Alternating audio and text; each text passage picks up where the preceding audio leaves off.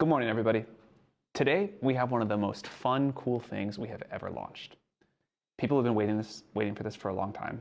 We know we've made you wait, but we think it's really worth it, and we think you're going to love it. We are launching native images in ChatGPT. Image generation has been around for a while. In fact, one of the first things that we ever were known for was the original DALL-E. But image generation has been largely a novelty.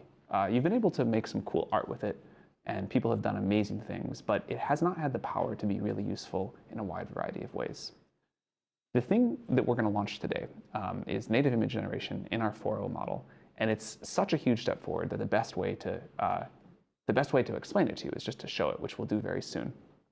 But this is really something that we have been excited about bringing to the world for a long time.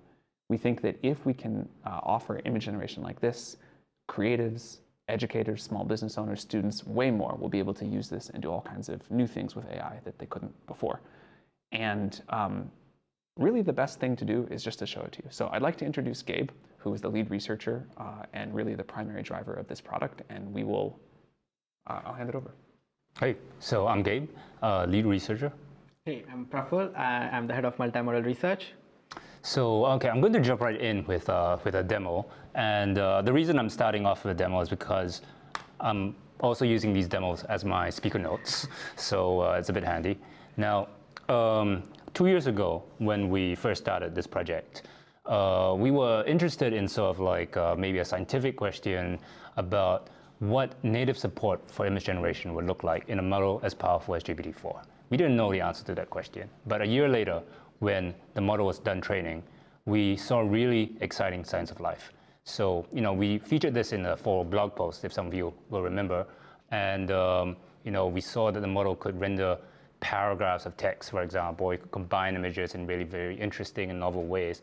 And I think we spent a lot of time just playing with this model, and I felt that sense of like joy and excitement. I haven't felt for a very long time, maybe even since GPT-2. I haven't either. This was one of those really wow moments. It was a wow moment, but that model was still a bit rough around the edges. So it's it sometimes made typos. It was kind of unreliable, I would say. And so over the last year, I've been refining this model to make it more accessible and more user-friendly to the average person. And so, okay, the image is generating, as you can see, and let me see. So it seems to have gotten all the text. I don't see any typos, which is good. Okay. It's still amazing to me to see image generation with perfect text. It shouldn't be that impressive, but somehow we've been waiting for this for so long, and every time it happens, it's like, wow, that's so cool. Yeah, and the number of things that like this image had to get right in the instructions, like the what you want focused on, not like that it should be a point of view image and where we are, and then sort of to get having the text like that's just this is still amazing to me. Yeah, and point of view images are actually really hard to do, and this kind of looks like what we see right now. It looks like you had just taken it, yeah. All right. Well, I am going to begin my demo by taking a selfie of all of us. So, give me a nice expression. Oh, yeah. Okay. And I'm going to ask ChatGPT to make it into an anime frame. Nice. So in this case, it's not just getting the context of my text prompt, but it's also getting this image, and it can use both of these to produce a really nice image for us.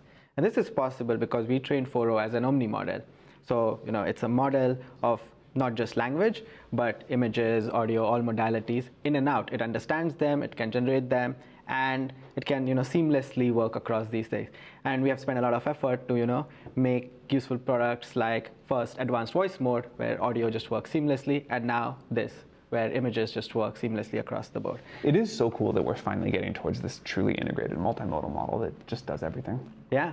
And in this case, it gives the user a lot more control because, I might want a specific style, or I might want to use a specific previous image I have, or, a design palette or something. And they can provide all of this context to ChatGPT. It can just use all of this and, produce the thing you want. It becomes more controllable. Oh, okay. All right. We can, you're already seeing the sky behind us. The plants. By the way, this goes live today in ChatGPT and Sora. I think rollout's already started. So if you also want to make an anime version of yourself, you can now do that. Yeah, I think it's already out to all pro. Great. Plus should be done pretty soon. Amazing. Nice. Did it get the It'll be fingers? available to free users too. I see. I have my little beard there. I see your expressions. And my perfect, the hand sign And is my hand perfect. sign too. Yeah. Nice. What should we do next with this? Can we make a meme out of it? Ooh, make it into a Since meme. that's on game speaker notes. What do you wanna? One of the common memes inside of OpenAI is feel the AGI. I have no idea what AI will think about that, but let's try it. I do feel the AGI. Yeah, and in this case, Wow, right? that anime thing is so good. Yeah. And in this case, the model is seeing all of the past context as well, and it uses all of its knowledge of language and memes and everything to give us a new rendition. And this multi-turn nature makes it even more useful to people, right? Like I can ask for any edit I want. If it gets it wrong, I can just be like, hey, fix that thing. I think that is taking us into a direction of making these more like tools, not toys for people. And I think I'm really excited by that. Speaking of memes, how much do you think 4.0 knows about common internet memes in general? Like if we had picked. I think it knows a lot. And in fact, when we first put this out to people inside OpenAI, most of what we got was memes from people. Maybe Gabe can tell you more about that. Yeah, I mean, memes were like one of the #1 use cases for this model in our internal version. And yeah, I was just thinking about, memes and why this use case, kind of struck a chord with the company. And what I realized is that, as in the last 9 months as I've been working on this model, I've been doing this kind of meditative exercise where I sort of look at all the images around me. And I realized I'm just surrounded by, hundreds of images, maybe a day. And all these images, not necessarily the most aesthetic or beautiful images, but they were all created with intent. They were all, like memes, they were all created to, to persuade, to inform, to educate. These are the workhorse images that, comprise our everyday life. And what I'm very excited is that I'll be able to be giving this power to create workhorse images to everyone in the world in ChatGPT. Speaking of this power, we are giving a much higher degree of creative expression and creative freedom than we normally do. And so what we'd like is for the model to not be offensive if you don't want it to be, but if you want it to be within reason, really let people create what they need and what they want. And we may not get the line there perfectly on day one, but we think given what Gabe just said, we want to lean pretty far into creative freedom and let people get maximum utility out of this model. And we're excited to see what people will do with it. Yeah, me too. Let's look at the meme we got. That's great. Okay, so thank you guys very much, and we're going to welcome a few other research and product people to show some more stuff, unless either of you have anything else. No, thanks, Sam. Yeah, thank you.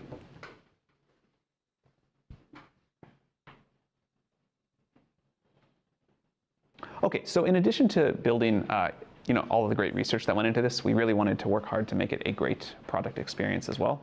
And so if my colleagues want to introduce themselves, maybe starting with Alan, we'll then show you a few more things. Hi, I'm Alan. I'm a research scientist at OpenAI. Hi, my name is Ben Chao. I'm an engineer on ChatGPT. Hi, my name is Lu. I'm a research scientist at OpenAI.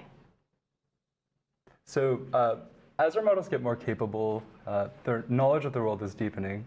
But so far, they've really only been able to express themselves in either text or code. And I think what's really exciting about this release is that now these models can actually visualize what they know and externalize it in a visual way. So the prompt that I'm going to try is make a colorful page of manga describing the theory of relativity. And just for fun, we'll ask it to add some humor. How well do you find that the model understands visual humor versus just funny text?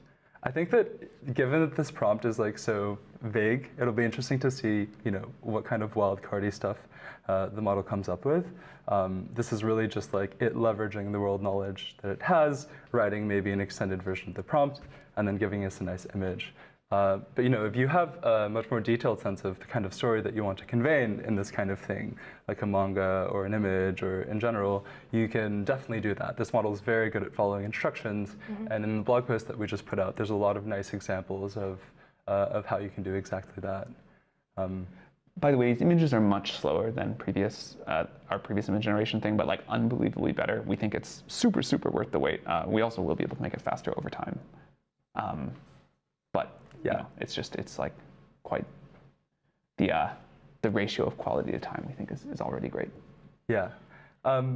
Oh, and it looks like it's given us not only some English, but a different language here. But yeah, I think in general, we're hoping that this model's ability to not only generate images, but also blend in precise text in the right ways, makes it not only a tool for imagination, but also for learning and for communication. It did add some humor.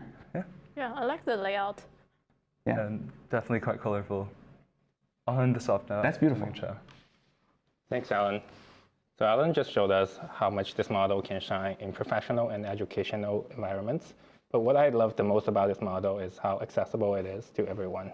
For someone like me who don't have professional artistic skills, but still enjoys expressing my creativity. To show you what I meant, I've prepared something special. Let's kick it off. So I was inspired by this trading card in my hand that I got from our Sora launch. And I thought it would be really cool if we can design a new one in the same style for photo image generation. So I took a photo of it in the morning. This is what it looks like. But instead of having the giant cat king here, I would like to have my dog Sanji to be the main character. And this is a photo of my dog. He's cute. And I've also included a couple details that I would like to see on the card, including the name of the model, the year, and some ability I would like to highlight, and also the weight and height for Sanji. And let's see what the model comes up with. Why is the giant cat king the Sora? I have no Little idea, trading king thing? but I feel the trading card for Sora was designed by some professional designers. So it'll be amazing if we can actually use our model to generate that. Yeah, I think our model's come a long way in terms of just very precise text rendering. So it'll be super cool to see how well it does with this detailed instruction. Can I see the original card? Yes. Oh, it's very nice. It looks like it's already reviewed. We should do these for every launch. These are cool. Yeah. I guess now we can make them with image gen. Yeah. We should definitely do that. Yeah. And yeah, Sanji is snowboarding, which is something I've never seen him doing in real life, but it'll be cool. The text is also very crisp. Yes, and it got all the stats correct. That's amazing. Thank you for letting me share this little creative moment with you. And now I'm excited to pass it on to Lu to show you more innovative ways of using our product. Yeah, sure. I'm very happy to share that with everyone today. So we've seen the generation from Alan and Mengqiao. So today I'm going to do something very special here. So I'm going to make a memorial coin based on the generations from these two, and also another two pictures that is in our background.